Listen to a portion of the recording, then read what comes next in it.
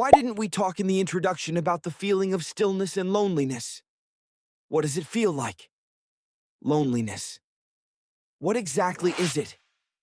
At its core, loneliness is the gap between a person's desire for meaningful social connection and the social reality they experience. Loneliness isn't just about physical isolation. A person can be in a crowded place, yet feel profoundly alone because their mind and heart feel disconnected. This definition is supported by mental health experts who study how modern life affects our emotions and relationships. Loneliness comes in different forms, each with its own nuances.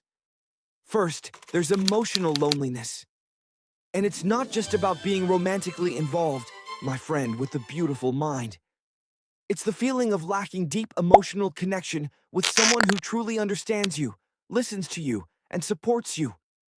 Imagine having many acquaintances, but no one to talk to about your real fears and feelings. This is emotional loneliness. Then there's social loneliness, which happens when your broader social circles fail to meet your social needs. It's like watching people interact without feeling a sense of belonging. Even if you're in a place with people you know, you might not feel comfortable or connected. Imagine feeling like this with everyone. No need to feel depressed. I'm just describing what you might feel inside.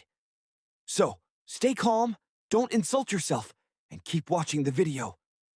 The third type is existential loneliness. A deeper sense of isolation within yourself, even when you are surrounded by supportive people. Why do people feel lonely? There isn't a single reason. Loneliness can result from a mix of life circumstances and psychological factors. Rapid life changes, such as moving to a new city, starting a new job, or ending a relationship, can disrupt your social routine. Personality traits like introversion, shyness, or low self-confidence can make connecting with others harder. Modern technology, especially social media, adds complexity. While it facilitates communication, it can also make people feel disconnected. Loneliness isn't just a psychological experience, it affects the body too. Chronic loneliness is linked to increased stress hormones, weakened immune system, inflammation, and a higher risk of heart disease.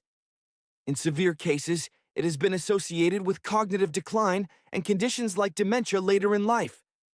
In other words, my dear friend, you shouldn't be isolated. Walk outside, talk to people, and let social anxiety fear you instead of controlling you. Studies show loneliness works like other health risk factors. It can shorten life expectancy and negatively impact overall health. Imagine waking up every morning surrounded by people, yet feeling a hidden silence wrapping your heart. This is what prolonged loneliness does. Some large-scale surveys show that younger generations, like Gen Z, report high levels of loneliness, partly because most interaction occurs online rather than face-to-face. This is a serious issue. We need to use phones moderately, live more in the present, and avoid imagining scenarios that may never happen. Let's relate this to real life. Imagine our character from the beginning.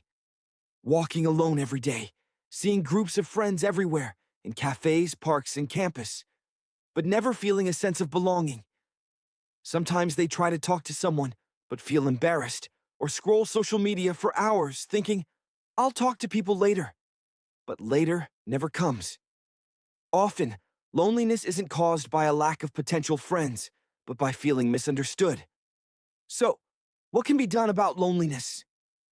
First, acknowledge that feeling lonely is normal. It's human and not a sign of personal failure. Many people experience it at different points in life. Building real connections requires effort and small steps.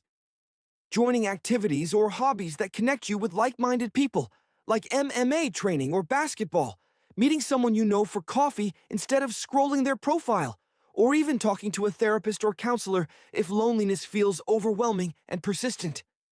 Another practical strategy is to use social media mindfully, not as your main source of social interaction, but as a small bridge.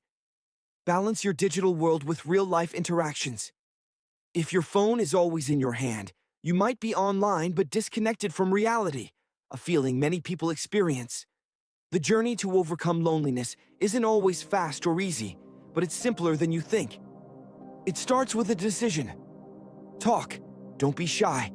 And if you openly share your flaws, they become strengths. Make social anxiety fear you, like the crazy people you see on YouTube shorts.